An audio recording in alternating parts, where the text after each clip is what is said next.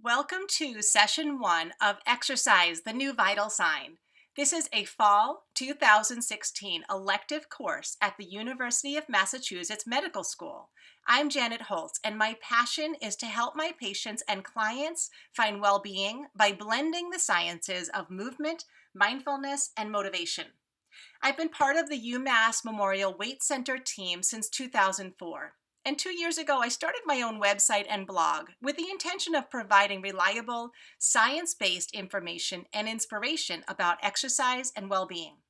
In this first talk, entitled The Physiology and Psychology of Exercise, we will discuss why exercise is a valuable vital sign and medicine, how to help our patients turn this information into action, and the current challenges to and resources for administering this medicine for our patients.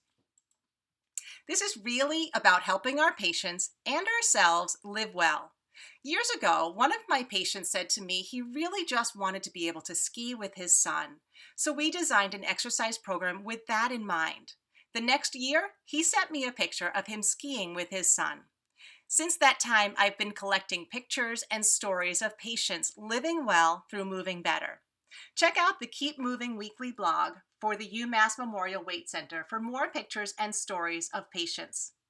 Remembering this inspires me each day, and I hope your practice is energized and inspired by your patient stories of living well through moving more as well. Take a moment now to pause and jot down what you want from this session and from this course.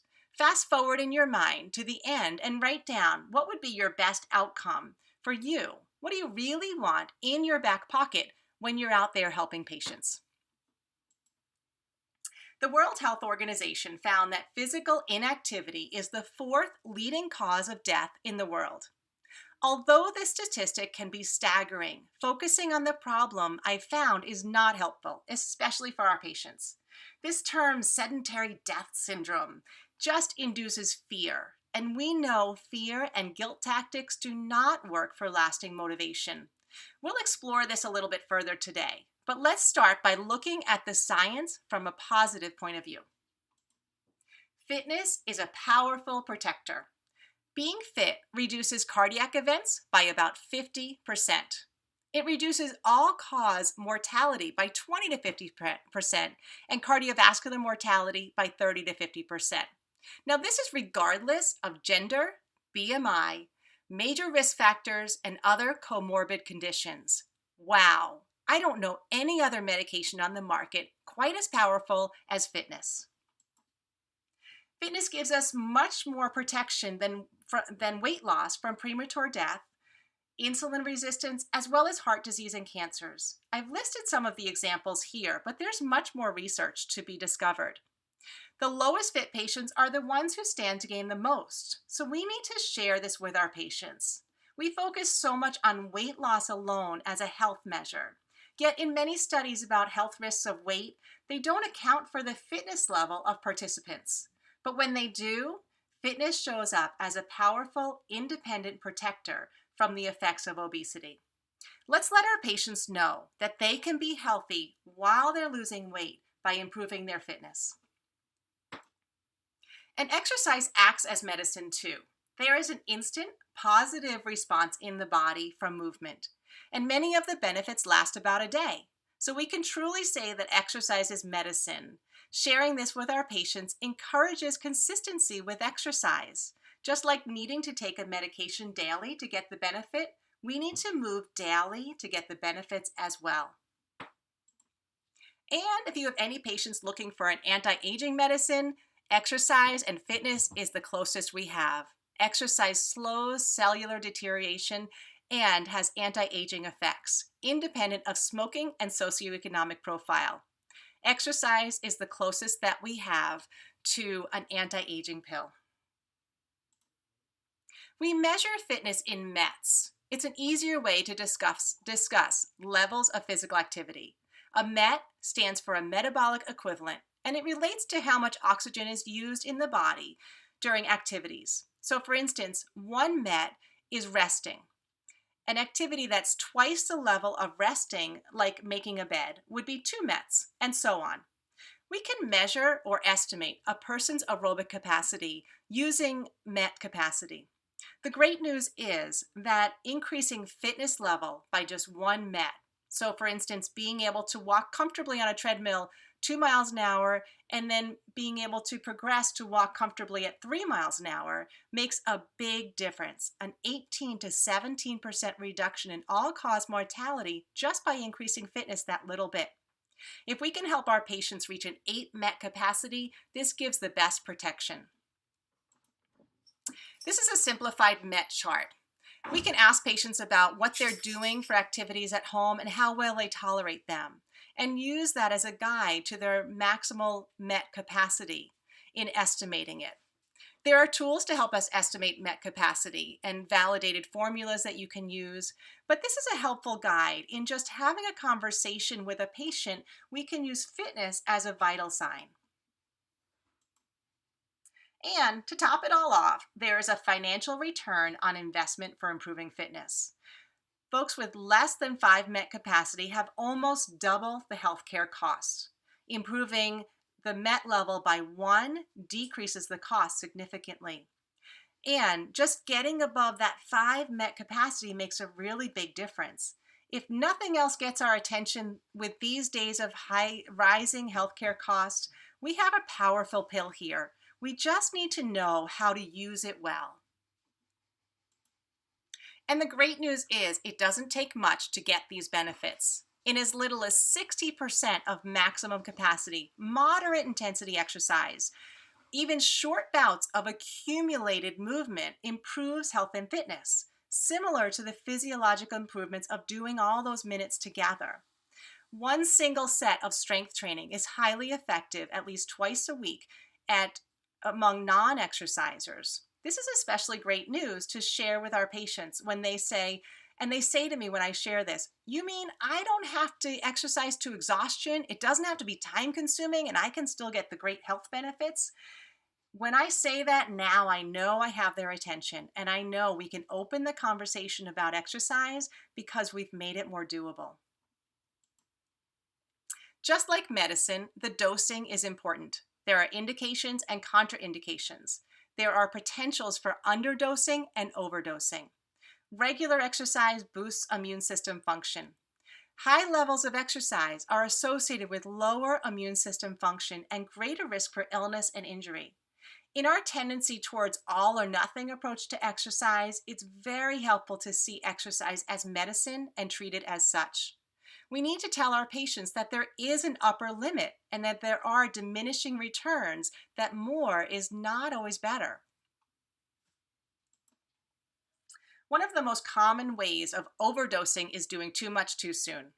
The body can adapt to a 10% increase in physical activity a week. So if you're doing a 30-minute walk, the next goal would be adding 3 minutes, doing a 33-minute walk. Now, I don't know anybody, including myself, without knowing this 10% rule, who would increase by 3 minutes in a week. This plant analogy is one way I have found effective in explaining this to patients. If you want a plant to grow, would you keep giving it more sun, water, fertilizer, and expect it to grow faster than its normal rate? If you saw that plant wilting, would you keep giving it more water and sunshine and fertilizer? No, we would listen, watch the plant, and figure out what it needs. But we do this all the time with exercise. We push through pain and fatigue when we learn to listen to the body, as we would watch a plant for signs of thriving. We learn how to use our body as a resource to know how to help it be stronger and more fit and thus healthier. The 5% range is for those with autoimmune disease or any medical condition where fatigue is a risk or they have greater risk for injury. So we'd even half the 10% rule for those patients we're most concerned about would be doing too much too soon.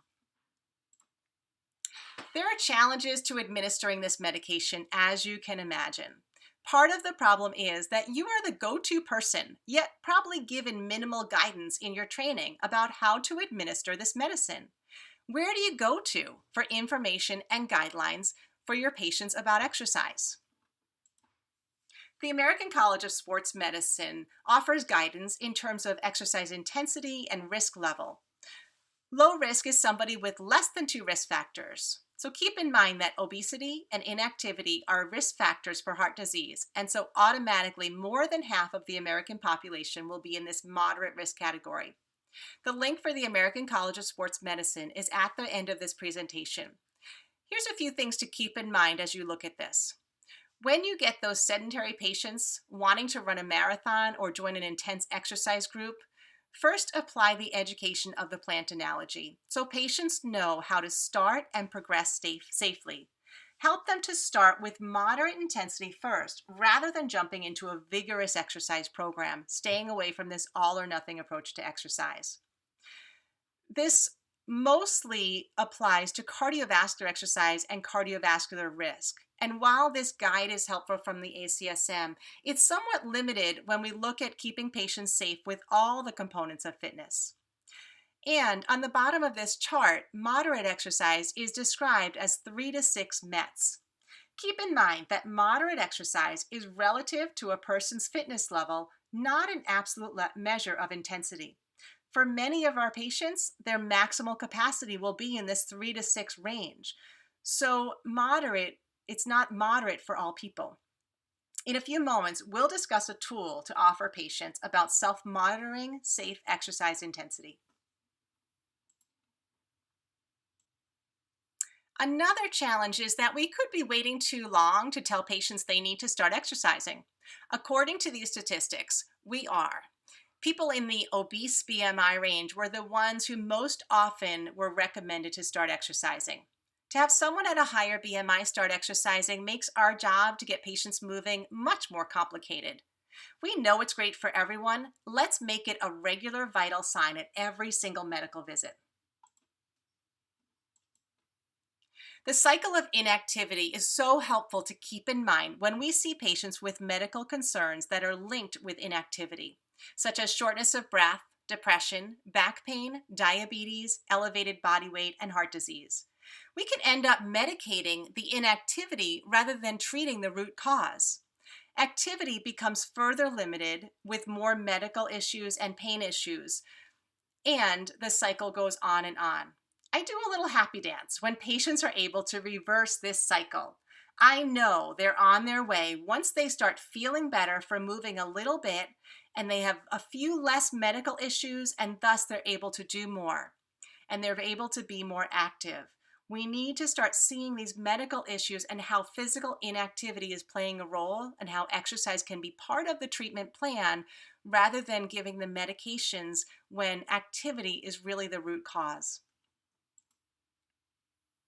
But I find the most powerful challenge is what happens to patients when we share the great news about exercise as medicine and movement as health. Guilt. When we see this look on a patient's face, it's a warning sign that change is unlikely. Guilt and fear block the part of our brain that allows us to make lasting changes. The good news is we can use this as a clue as to what patients really want. One client described this as living in the should. She said she was always feeling like she should be doing more, she should be pushing harder. She was never quite doing enough. And she realized it was very demotivating and exhausting. When patients are focused on what they can't do and how far they are from their goal, this negativity bias drains their motivation. So, what turns information into action rather than guilt? When we combine the science of behavior change with the science of movement, we can start turning this into a positive action.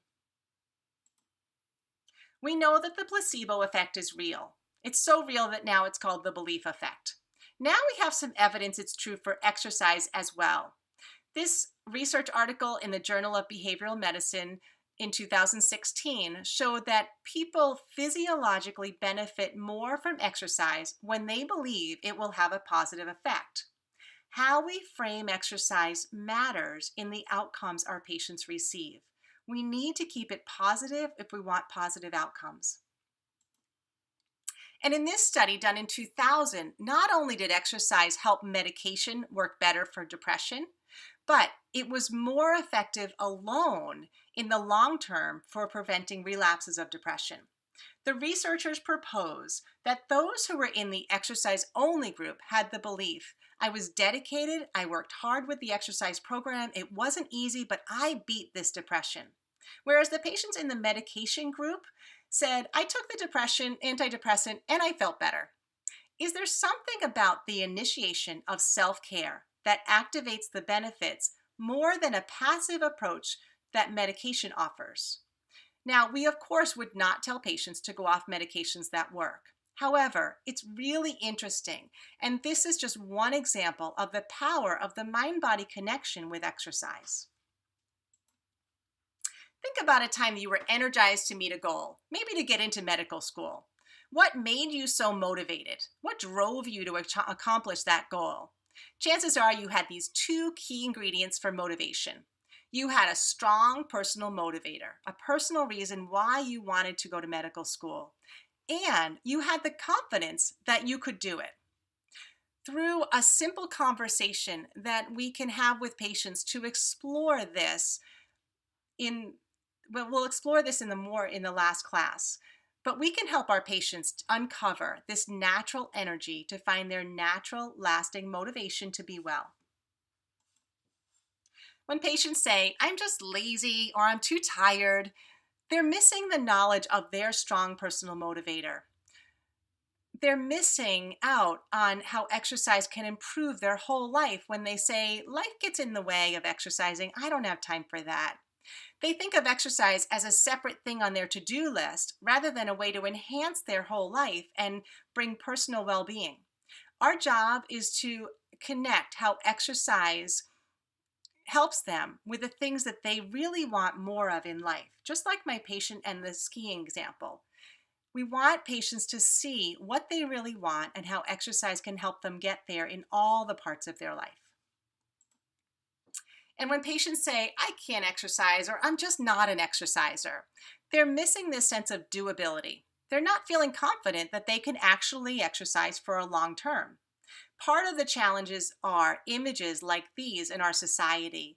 Someone is overweight, not so flexible, they see this sign and they think, well, I can't do that. I can't exercise. That is just not for me. And they walk past. When we keep our goals doable and patients are confident in their ability to reach their goals, motivation soars. Another challenge is this focus on athletic and sports training in our culture, and it really gets meshed in with health and fitness training in the media, but the two are very different. Athletic and sports training is very extrinsically defined goal. Even if it's a personal goal, the rewards are very extrinsic, winning a game, getting to a certain speed.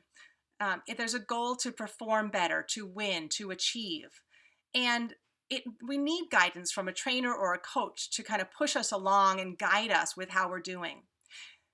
We're strengthening for very sport-specific movements. In exercise, you get what you train for. And so when you're training for a sport, you need to do very specific movements to get better at that sport.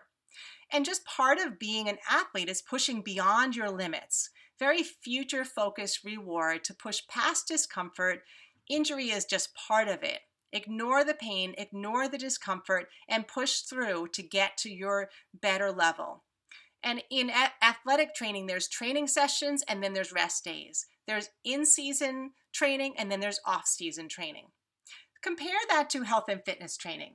Health and fitness training is a very intrinsically designed goal. That folks are exercising for health, they want to be healthier for themselves. So it's very intrinsically guided and the numbers are just there for awareness, not as an end-all be-all goal. The goal is to function better, to live better. And so it requires that we listen to our body because that is our best guide when we're exercising for health and fitness. We want to strengthen movements of everyday life. So they might not be sports specific. They're very much geared towards what movements do we need to do better in daily life. Squatting, stepping upstairs, lifting overhead.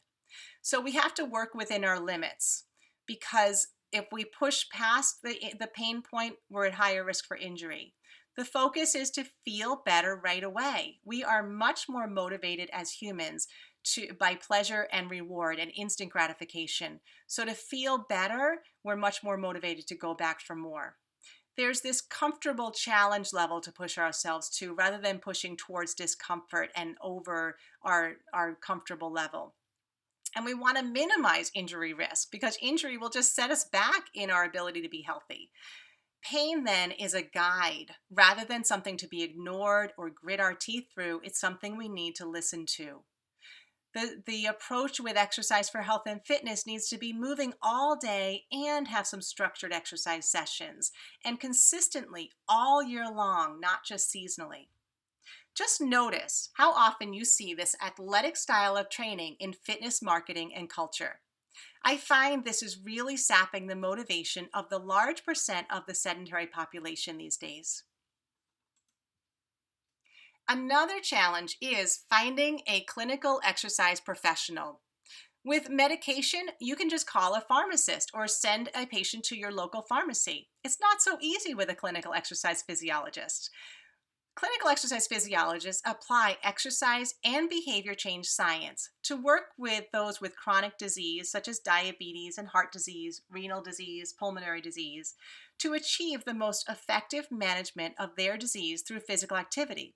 We work in specific clinics like cardiac rehab or bariatric surgery clinics. So unless you seek out a clinical exercise physiologist, your access to this specialized area of healthcare is very limited. Physical therapists are more part of the mainstream medicine, yet their scope of practice is mainly to treat patients who have acute or chronic limitations due to injury or disability. As an example, rehabilitation after a knee or shoulder surgery. They use exercise as well as other therapeutic modalities like ultrasound and traction electrical stimulation to focus on improving the area of injury to return to activities of daily living. Personal trainers work with clients who are healthy and, like clinical exercise physiologists, use different types of exercise to enable their clients to reach their physical potential. Personal trainers are not required to have any formal training in exercise science, and the minimal education level for a certification in personal training is a high school diploma. Anyone can call themselves a fitness expert, even on the national news programs. So we need to tell our patients about how to be a savvy fitness consumer. Finding the right exercise professional for your patients at this point requires that you are aware of the professionals in your area and seek them out to guide you and your patients in the appropriate use of exercise for the specific goals and medical concerns. Let's start tackling these challenges and create a major shift from myths and misconceptions about exercise to realities and motivators. From I know I should to I know I can by instilling meaning and confidence, not just knowledge. From the all or nothing approach and living in the should to something is better than nothing. From I can't exercise to I can move and I don't like to exercise or I'm not an exerciser to it feels good to move. From I don't have time to exercise to movement enhances all parts of my life. I propose this sandwich approach with patients because negativity shuts down the smart brain.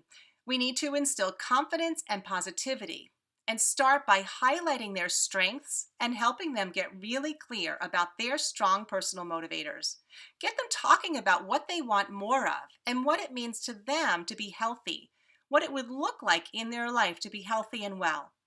And then name the challenges, such as exercise seems to be too hard, or they have pain, or they're focused on myth-based exercise programs, or still caught up in athletic training from when they were in high school. And come up with the most doable solution for a change. So, like putting on music and dancing with the kids for 5 minutes a day. This simple goal can powerfully start to turn around their cycle of inactivity and get them moving more and more as the weeks go on. Let's get clear with patients also about the definition of healthy fitness.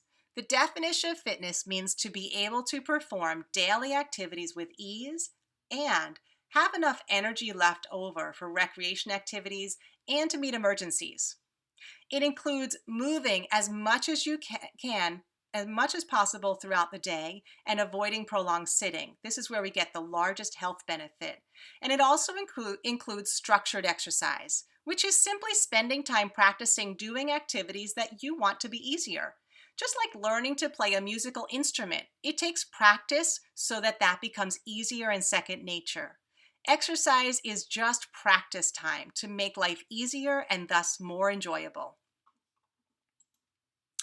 This is the fitness pyramid, and it's okay. It tells what to do, but it doesn't address motivation. It doesn't tell patients why they might do these things. I created this model then, so fitness is explained from a motivational standpoint. Each component is defined by what patients want to get from it, and it's based upon what I hear patients saying they want more of. I want to have freedom to enjoy my life. I want to have stamina so I'm not limited by shortness of breath. I want to have more energy, more confidence in myself. I want a stronger metabolism. Let's look at each of these and the top 3 myths for each and the guidelines to how to achieve each. We start with aligned and aware. I start with this at the center because many people are disconnected from their body as being a resource. They see their body as the enemy, and they're trying to exercise with a body that's out of alignment and thus increasing wear and tear. When we address these myths, such as my body is an enemy not to be trusted, and help them work to let their body and mind work together again, or we have them not think about posture, which is stable and usually more in the military posture, chest out, shoulders back, but more think about alignment as learning how to use the body in the way that it's meant to be used to reduce wear and tear. I have them think about mindfulness not as sitting in meditation, but mindfulness is simply being aware of what's happening right now. And our bodies are this source of information for awareness about what's happening. When we address these myths, this center can be the start of reversing the cycle of inactivity in a very simple way. So take a moment to stand up and notice how your body feels. You might want to close your eyes if you want to and just notice how your mouth feels. Notice your jaw. Notice any sensations through the neck and the top of the shoulders. Notice how the back feels, your upper back. Notice your hands, any sensation through your hands. And then move that awareness down through the belly and the chest area and just notice how this feels. Just notice what's happening right there, right now. And what you might notice is as you put your awareness on these different parts of the body, any tension there starts to dissolve without even saying relax or let go or anything like that. The body does not want to hold on to tension. This is the awareness part of mindfulness, simply noticing what's happening right now. And the good news is that that's enough to start helping patients to manage their energy level. Most of us are walking around with way too much tension. And when we start to become aware of that and let that tension go, then we're using the right energy for the activity that we're doing right now. And that's energy management, so that our patients have the energy to do the exercise and do the movement that they need to do and not wasting it on holding tension in their body. Alignment is the other piece. Alignment is mobile, where posture is stable. So teach the patients to be aware of their body, and as you're standing, put your weight into your feet and feel the weight on your feet and see if you can shift it from your heels to the ball of your foot, finding where you're most stable on your feet, relaxing the toes. Notice if your weight is shifting to your feet and to the toes. See if you can put it back on your heels a little bit. And then relax and notice the thighs and see if you can put some weight into your hips. And then you might tilt your pelvis forward and backwards just a little bit until you find where your back feels most comfortable through your lower back. And then do the same for your rib cage. Tilt your ribs down a little bit and then tilt your ribs forward and find where your back is most comfortable, where it doesn't feel like your muscles have to hold you up, where the bones feel like they're aligned so they can hold up your weight a little bit more. Put a little bit of strength through your back, so this strong back and soft front. Let your arms rest. And then move your head until the weight of your head almost disappears, so it's balanced on the shoulders.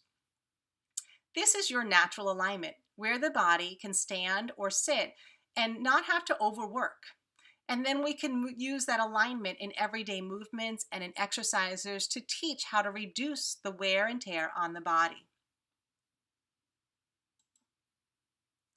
Stretching is one of those forms of exercise that's evolving. There are still so many myths and misconceptions, such as it's not worth my time. I heard that it increases the risk of injury. Well, stretching really has not been well studied in normal, healthy populations, mostly studied in athletes. And we mostly study the increase in flexibility from stretching or performance, athletic performance with stretching. And now we can look at the actual cellular changes when we stretch and what's happening with stretching. There's many researchers now that are actually looking at what's happening with the connective tissue and the muscles and the joints with stretching and the nervous system as well. And so there's much more to be learned here. And I think that we just don't have enough evidence yet to give really good guidelines about stretching. But we know that there's some amazing thing that happens in the cells when we stretch. People also think when they're stretching, they're trying to lengthen the muscle or make it relax. And when we force a muscle into a position that it's not ready to go in and we do a really intense stretch, it actually has the opposite effect. It causes more muscle tension. So what we're trying to do when we stretch is build tolerance of different ranges of motion. And we're really training the nervous system to not fight against that stretch position. People say, well, I'm not flexible enough. I can't touch my toes. I can't stretch and do yoga and all of that. And really, we don't really want people to have extreme flexibility because that doesn't have stability in the joint. It's about keeping the ranges of motion available over the long term and not losing the range of motion, like reaching overhead and bending down to pick something up. So when someone stretches, it helps them feel more relaxed, more comfortable in their body. We're building tolerance of movement. Back pain is just an intolerance of movement. And it's also this cleansing effect that I tell patients about, that when they stretch and when they move a joint, it helps the lymph system do its job of cleaning out. So the guidelines for stretching right now are really you can stretch throughout the day at different parts of the day. After physical activity probably has the best benefit, but some studies show that stretching before activity is okay, and if patients like to, that's okay. So the studies are still out on when's the best time to stretch. But to stretch to a mild stretch, hold it for 10 to 60 seconds and being mindful, because the information that is being sent from the muscles is really important to make sure that we're getting the benefit that we want from a stretch and not pushing beyond the tolerance level. There's different ways to stretch, like just moving through a range of motion, or doing active resisted stretching, which is adding an isometric contraction to a stretch to build strength and tolerance through a range of motion. There's so much great research coming out here. Jules Mitchell is just one of the researchers and scientists who are studying this. There's many, many more.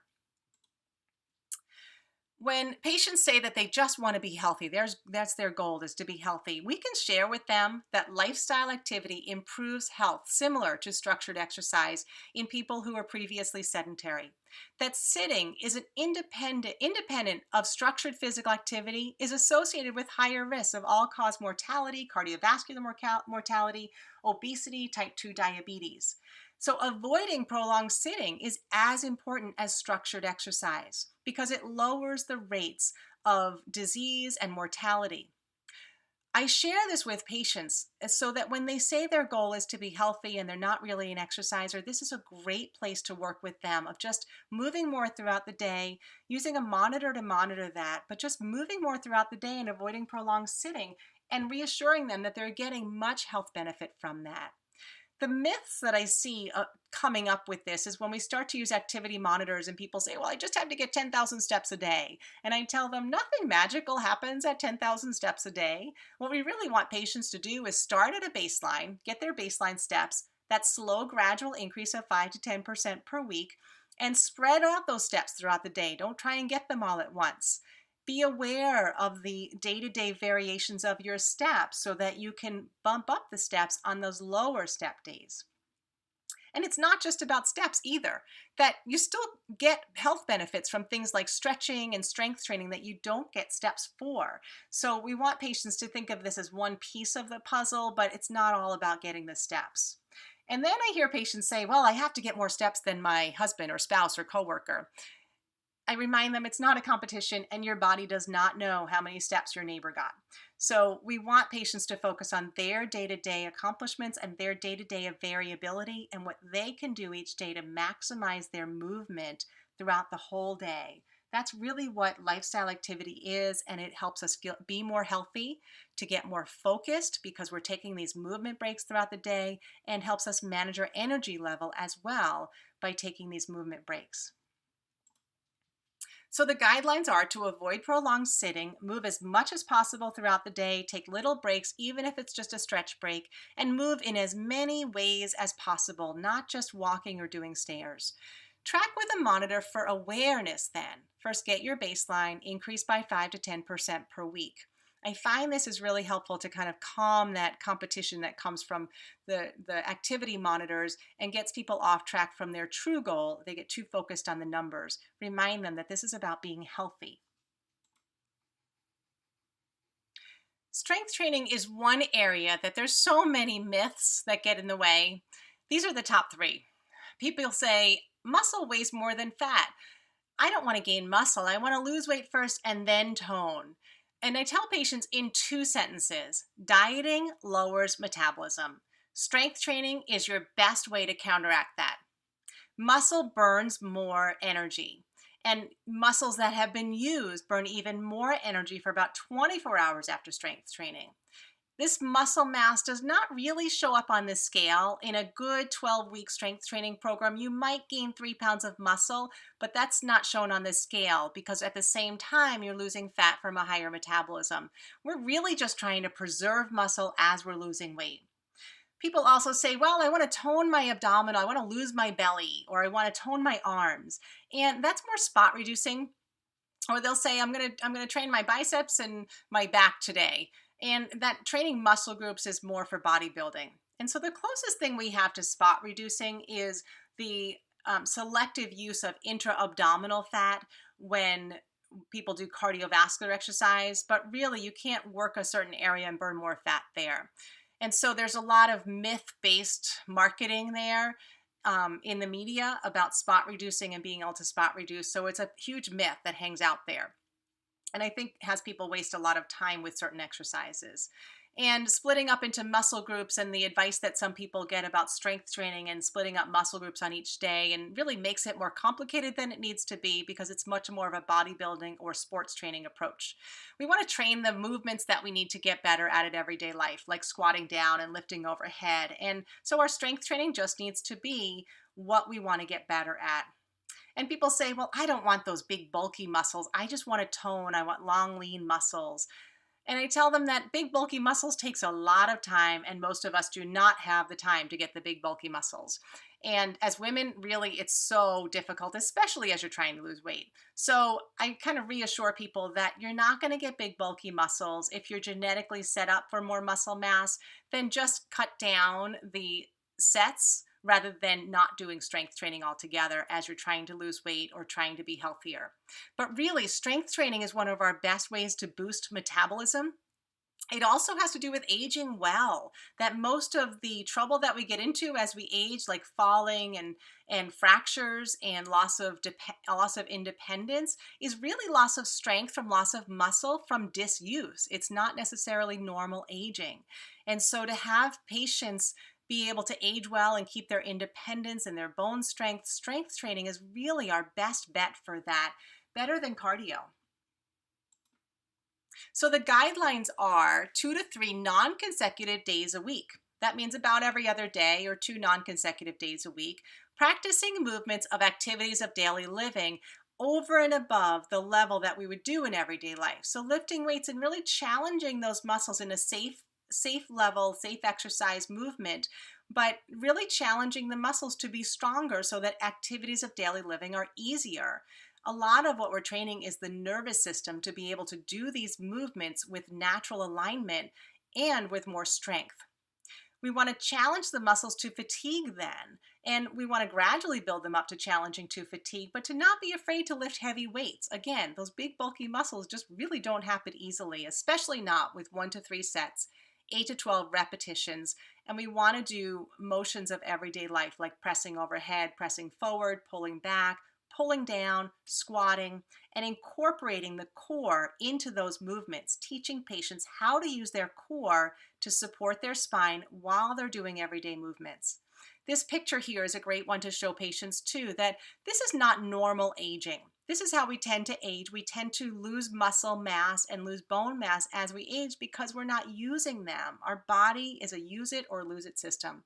And so as we use them, studies have shown that actually you can reverse it, and people at age 60 are doing strength training and looking more like the 25-year-old picture. So this is reversible, this process.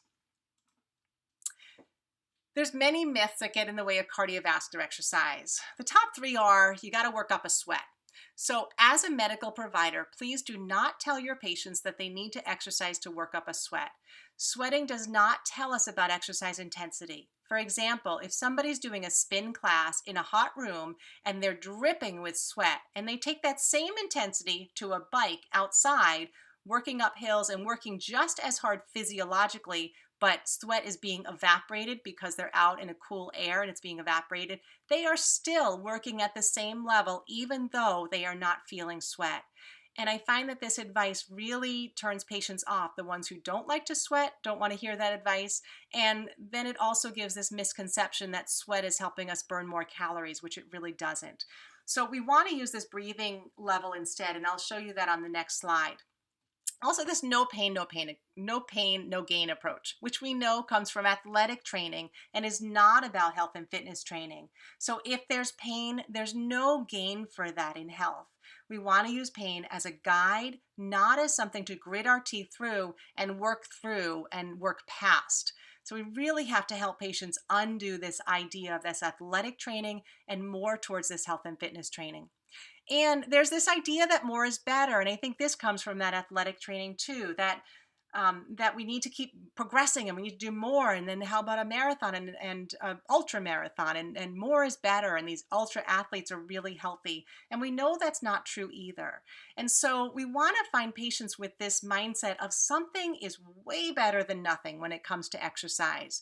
And the goal is to maintain a healthy fitness, that if patients are at that max capacity and they can maintain that for over the decades, that is a great goal. There's nothing wrong with that.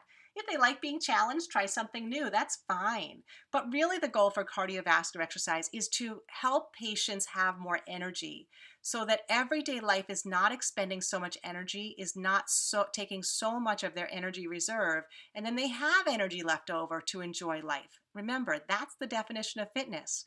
When patients tell me that their shortness of breath is really limiting them, I can share the good news that you can train your cardiovascular system really easily by starting with these very small bouts structured throughout the day, working at a moderate intensity. And this leads to more freedom to enjoy life, to be able to go out and do things with their friends.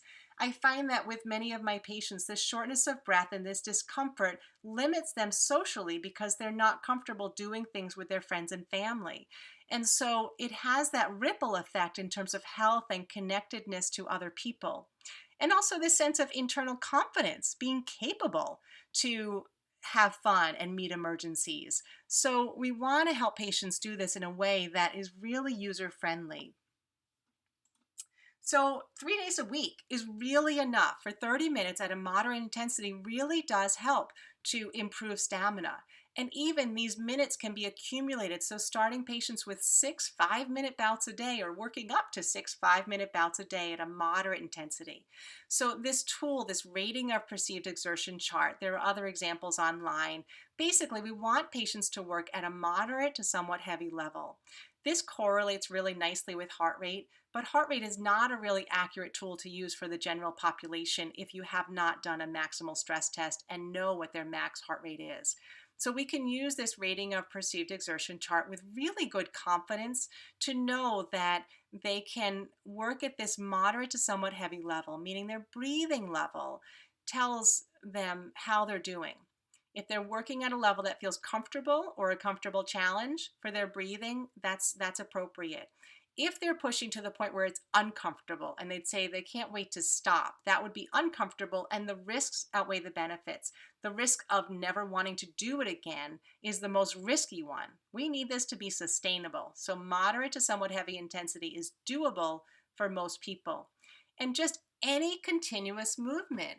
When I say, patients, do you like to dance? They say, sure. And so we have them put them on music and dance for 10 minutes a day with their kids. And that's a great place to start. Even sitting in a chair and dancing if they can't be up on their feet. We've got to keep this doable and find broad ranges of opportunities for them to just move continuously and practice improving stamina. So 49.2% of adults are meeting the guidelines for cardiovascular exercise, and only 20.8% of adults are meeting the guidelines for both cardiovascular and strength training guidelines. Who are these people? How are they doing this?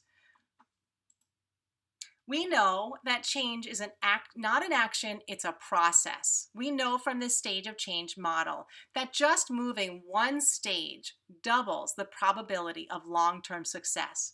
Someone going from not even considering to exercising to going to thinking about maybe starting to move more actually improves their chances of success.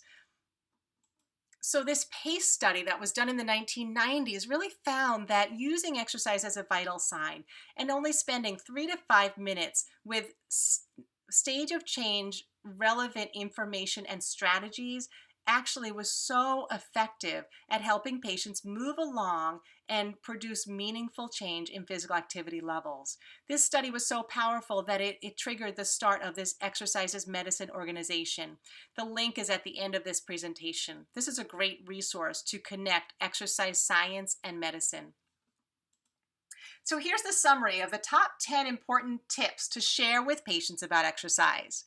That fitness is about being able to enjoy your life. It should not be exhausting. It should not increase your pain. It should be something that you enjoy, maybe connects you with other people, with nature, or just yourself. But it's connected with your enjoyment of life. So be consistent. Whatever you can do it consistently. It's much more beneficial to do something rather than nothing.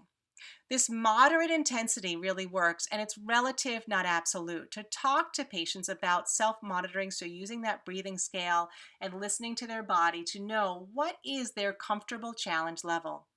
Start and end gradually. This warm-up time, this preparation for movement, and the ending is really important to reduce risk. That we know that a sudden abrupt start to intense exercise and a sudden abrupt stop to an intense exercise increases the risk of a cardiovascular event. So talking to them about preparing their body, really important things happen in the warm-up and cool-down time. We want patients to do about a 30-minute daily dose every day. And this can be accumulated on some days, it can be pushed together on some days. And for best results, to incorporate all of these components of fitness, because each one of them offers something unique that is contributing to health and well-being. But progress gradually. Choose what's most important to you. Gradually each week, 5 to 10% per week is what our bodies can handle naturally. And listen to your body. It will tell you that natural rate of progression of what it's ready to handle next. Our bodies are our best resource, and we need to learn to listen to them. We need to let patients know that anyone can call themselves a fitness expert. Anyone really can be a personal trainer. And so exercise is medicine, especially for our patients with medical issues. We need to treat exercise as medicine with the proper dosing and the proper progression and the proper type of medicine for them and what they need for their medical issues. Number 10, enjoy it. This should be a great part of your day, leaving you feeling better mentally and physically. Find things that you enjoy and keep finding things that you enjoy so that you want to do it and it adds to your life. So here's our challenge, is to build a bridge between what you do and what I do. To learn how to use this medicine as easily as we use other medications. To empower each other and our patients with reliable information and inspiration, and to help them not only be healthy, but truly well. This is our challenge for you in this course, to apply what you're learning to your own life. Set a plan based upon what you really want from exercise or physical activity. Get to know what your barriers and challenges are, and then try different strategies to meet them. Pay attention to your own motivation level, where your energy level is around making changes. Try some new form of exercise while you're taking this course. Something that's at the edge of your comfort zone, maybe a yoga class or a Zumba class. Something that you will ask your patients to experience so that you understand how they might feel when they're trying something new. And track your activity and your exercise in some way with an activity monitor or a tracking sheet. Try different methods that work for you because tracking helps the brain see success, and success breeds success. This is a beginning of a toolbox, and I ask you to create your own toolbox, create your own resources in your area. These are some websites, some of them I mentioned: Exercises Medicine and the American College of Sports Medicine. There's a clinical exercise physiologist locator on the ACSM ProFinder, so you can find a physiologist in your area. And my website is listed there as well. And as I said, I'm really dedicated and passionate to adding really reliable information and resources for healthcare providers so that we can really use this medicine of exercise well and effectively. So let's start building that bridge. Together, we can help our patients use exercise as medicine to be truly well right now.